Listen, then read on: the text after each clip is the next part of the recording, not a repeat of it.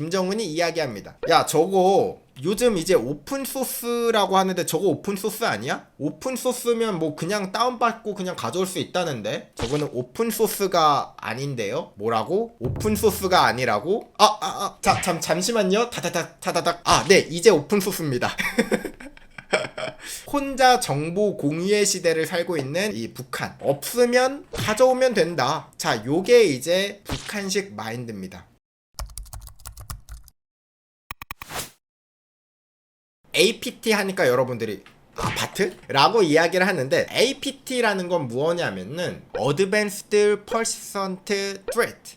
여기서 핵심 단어는 persistent입니다. 지속적인. 이게 왜 핵심 단어냐면 APT 공격은 집요한 공격. 보통 해킹 공격은 어떻게 이루어지냐면 취약점을 한번 찾아봐. 하루나 뭐 이틀 뭐 한 달 정도 찾아봐. 취약점이 없어? 그럼 어떻게? 다른 곳을 뚫습니다. 취약점이 나올 때까지 나는 얘를 무조건 털 거야 하면서 해킹을 하는 해킹 그룹은 없어요. 어나니머스도 심지어 취약점을 찾다가 나오는 곳을 터는 겁니다. 그리고 이유를 붙이는 것 뿐이지 보통 내가 여길 털 거야 하고 취약점을 찾았는데 없어.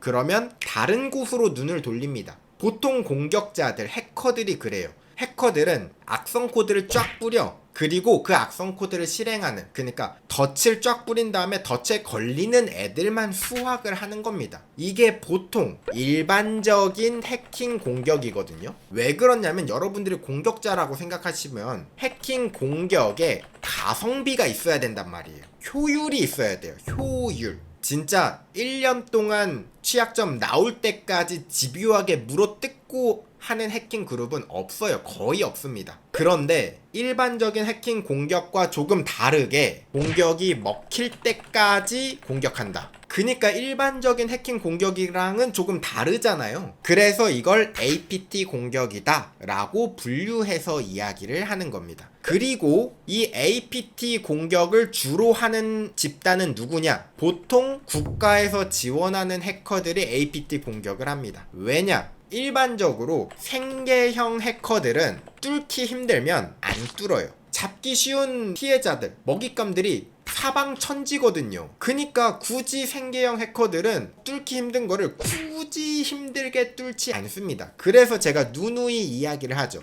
2차 인증을 무조건 해야 된다. 그 이유가 이겁니다. 2차 인증을 해놔도 뚫릴 수 있을 가능성이 있어요. 없는 건 아닙니다. 근데 해커들이 2차 인증이 돼 있으면 넘어가. 패스. 야, 너 나가 있어. 2차 인증 안 한 애들 지금 나 털어야 되니까 너 나가 있어. 이렇게 열애를 시켜줘요. 보통. 그렇기 때문에 제가 2차 인증 뭐 이렇게 살짝 조금 더 취약점을 찾기 힘들게 만들고 이게 효과가 있는 게 요런 이유입니다. 근데 국가 지원 해커들은 가성비 안 따져도 되죠. 왜? 돈을 줘. 국가에서 어차피 내가 해킹을 못해도 돈을 주잖아. 생계형 해커들은 지금 당장 돈을 벌어야 돼. 그니까 돈이 되는 애들만 손을 뻗치는 거고 얘는 국가에서 든든하게 월급 줘. 그니까 얘네들은 될 때까지 계속 하는 겁니다. 그래서 보통 APT 공격이 백이 있거나 후원을 받거나 지금 생계가 급하지 않은 이런 해커들이 APT 공격을 보통 진행을 하죠. 자, 그러면 이제 그 다음 요 이야기를 좀 해볼까요? 여러분들이 뉴스나 기사 같은 걸 보면은 이번 공격은 북한의 소행으로 보입니다. 이런 기사들 많이 보셨죠? 사실 해킹 공격이라는 게 자백이 아닌 이상 증거가 없어요. 확실한 증거, 100% 증거란 없습니다. 해킹이라는 게. 그거 저희가 했는데요 라고 하면서 이야기를 하지 않는 이상 해킹 공격은 누가 했는지를 식별하는 게 굉장히 힘듭니다. 근데 이런 말은 어떤 근거에 의해서 하는 것일까 궁금하지 않나요? 누군지 모른다며. 근데 이걸 어떻게 알아내는 거야? 바로 TTP라고 합니다. 테크닉, 택틱스, 프로시저. 취약점이라든가 기술, 그리고 누구한테 데이터를 보내고 뭐 피싱 공격을 한다거나 이런 전략, 공격의 패턴들이 있을 거잖아요. 이런 패턴을 보니까 지난번에 했던 애들이랑 똑같네. 얘는 같은 그룹일 거야. 라면서 추정을 하는 겁니다. 그래서 보통 해킹 공격이 만약에 이거 미국이 해킹한 거 같은데 라고 말을 못해요. 왜냐? 이거는 국가적으로 아찰, 분쟁이 있을 수 있잖아요. 왜냐? 따지고 보면 아닐 수도 있거든. 그래서 아마 여러분들 기사를 보면은 이거는 영국 정부가 해킹했습니다, 막 이런 기사들 못 봤죠. 그런 말을 안 합니다. 단 한 나라를 빼고, 북한. 만만히 북한이죠. 이거는 북한인 것 같아. 아무리 이게 미국에서 해킹한 것 같다고 해도 미국에서 해킹한 것 같다라고 말을 못해, 아무도. 하지만 북한이면 우린 합니다. 왜냐? 북한 애들이 아니라고 안 함. 왠지 모르겠는데. 그리고 진짜 맞는 거 같기도 함. 왜냐면 아무리 봐도 북한에서는 지금 경제 제재도 받고 돈이 들어올 일이 없는데 이상하게 돈이 많네? 합리적인 의심, 합리적인 추론이라고 해야 되나? 그래서 이제 사람들이 보통 해킹을 당했다 그러면 북한이라고 보통 이야기를 많이 하죠. 그래서 요런 짤도 있긴 하죠. 북한 입장에서는 이번엔 진짜 나 아닌데 뭐만 하면 이제 다 내가 했다네 라고 이제 좀 억울한 것도 있어요. 근데 이렇게 악용을 할 수도 있거든요. 뭐냐면 택틱을 그대로 북한처럼 흉내를 낼 수가 있겠죠. 북한이 사용하는 악성 코드 패턴대로, 북한이 사용하고 있던 전략대로 공격을 진행해. 그러면 사람들이 또 북한이네 하고 맘. 그러니까 이제 이거 악용하는 나라가 있을 것 같긴 해. 왜냐면은 북한은 실제로 그럴 것 같으니까. 그렇습니다.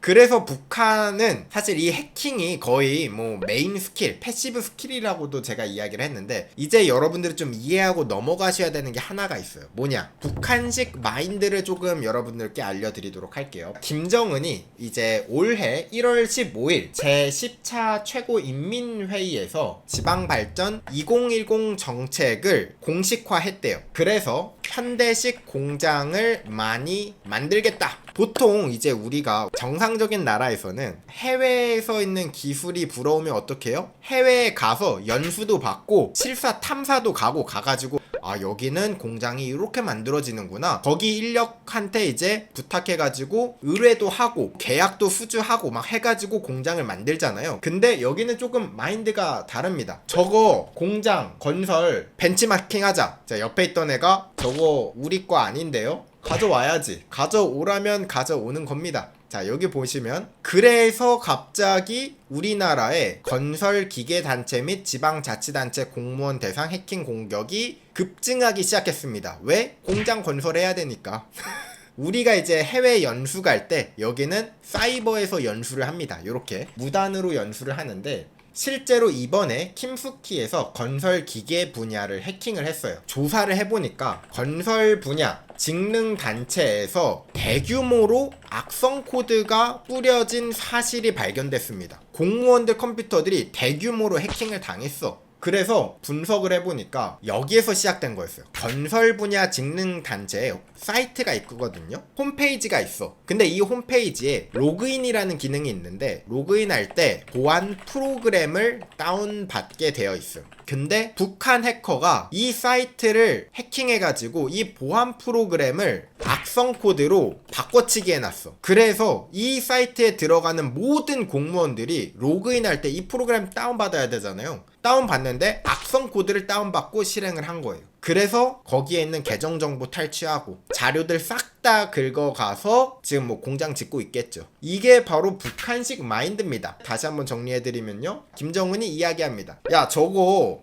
요즘 이제 오픈소스라고 하는데 저거 오픈소스 아니야? 오픈소스면 뭐 그냥 다운받고 그냥 가져올 수 있다는데 저거는 오픈소스가 아닌데요? 뭐라고? 오픈소스가 아니라고? 잠시만요. 타다닥. 네, 이제 오픈소스입니다. 혼자 정보 공유의 시대를 살고 있는 이 북한. 없으면 가져오면 된다. 자, 요게 이제 북한식 마인드입니다. 북한이 이렇게 해킹에 열을 내는 이유 중에 하나는 실제 물리력을 행사하려면 군사력을 생각해보세요. 한계가 있잖아. 국경도 있고, 만약 북한이 미국을 공격할 거야. 그러면 뭐 배라도 띄워야죠. 비행기라도 띄워야죠. 이런 물리적인 한계가 있는데, 사이버 세계, 인터넷 세계는 제한이 없죠. 그냥 내가 열심히 한 만큼 미국을 바로 때릴 수 있는 게 해킹이에요. 그러니까 해킹은 통제가 불가능하다. 맞긴 합니다. 해킹은 통제가 불가능함. 그렇기 때문에 북한은 해킹에 힘을 쏟는 것. 모든 것을 핵으로 해결하려 함. 자, 이게 핵심입니다. 그래서 여러분들이 이 북한의 마인드를 이해를 해야 북한의 앞으로의 행동들을 이해할 수 있을 것이다 라고 생각을 합니다. 자, 그러면 이제 북한의 해킹 그룹에 대해서 좀 이야기를 해볼게요. 북한의 해킹 그룹들이 사실 그냥 무작위로 해킹하는 것 같은데 각자의 역할이 있어요. 1팀엔 어떤 종류의 해킹을 하고 2팀은 어떤 종류의 해킹을 하고 요런 게 나눠져 있겠죠. 그래서 라자루스, 얘는 보통 어떤 역할의 해킹을 하느냐, 금융 해킹을 보통 라자루스가 담당을 합니다. 그래서 암호화폐를 해킹한다거나 아니면 돈을 빼온다거나 이런 거는 라자루스랑 연관이 되어 있는 경우가 많고요. 그리고 킴스키 같은 경우는 정보 빼오기를 주로 담당합니다. 그러다 보니까 우리나라에서 벌어지는 해킹 중에서 국가기관에서 정보가 유출되었다, 정보를 빼왔다, 공무원들을 대상으로 악성 코드가 뿌려지고 있다, 이런 거는 거의 다 킴스키일 겁니다. 여러분들이 기사를 보시면 요런 패턴들이 있을 것이고요. 그리고 라자루스 같은 경우는 요새 이제 돈 버는 그룹이잖아. 그러다 보니까 이거를 요새는 분업화했다라고 이야기를 하더라고요. 2017년 금융보안원에서 조사해봤어. 패턴을 조사해보니까 라자루스가 조직을 분리한 것 같아. 개편을 어떻게 했냐면 라자루스에서 사람들을 떼와서 블루노로프라는 팀을 만들고 안다리엘이라는 팀을 만든 것 같다 라고 추정을 하고 있거든요. 왜 그렇느냐, 블루노로프는 해외 금융 해킹을 담당을 하고 있는 것 같고 안다리엘은 대한민국 금융 해킹을 담당을 하고 있더라. 지금 역할이 이렇게 분업화돼서 진행하고 있는 겁니다. 왜 이렇게 확실하게 추정하게 되었느냐라고 한다면 라자루스가 하는 공격 패턴이 갑자기 해외와 대한민국에서 동시에 막 일어나고 있는 걸 봤습니다. 여러 가지 프로젝트들이. 이거는 한 팀에서 진행하기는 힘들다. 분명히 이거는 팀을 나눴을 것이다 라고 해서 지금 라자루스에서 떼와서 블루노로프 그리고 안다리엘 요렇게 나왔다고 합니다. 그래서 여러분들이 기사들을 보시면 아, 안다리엘이 지금 해킹을 했구나, 킴스키가 해킹을 했구나 하면 대충 어떤 일을 했겠구나 라고 추정을 해볼 수 있을 것이고요. 이렇게 각자의 역할이 있긴 하지만 그런 거 있죠. 어벤져스도 각자의 편들이 있잖아요. 뭐 스파이더맨 편, 아이언맨 편. 근데 합쳐야 될 때가 있죠. 이 지구에 큰 위기가 닥쳤을 때는 같이 힘을 합친다고요. 얘네들도 같이 힘을 합칠 때가 있습니다. 그래서 이번에 그런 일이 있었죠. 라자루스, 안다리엘, 킴스키 북한 전부 다 올 에브리바디 해킹팀이 힘을 합쳐가지고 우리나라를 집중적으로 해킹했을 때 각자의 역할이 있긴 하지만 뭔가 큰 풀잭이 떨어졌을 때는 같이 협력하는 모습도 보여주기도 합니다.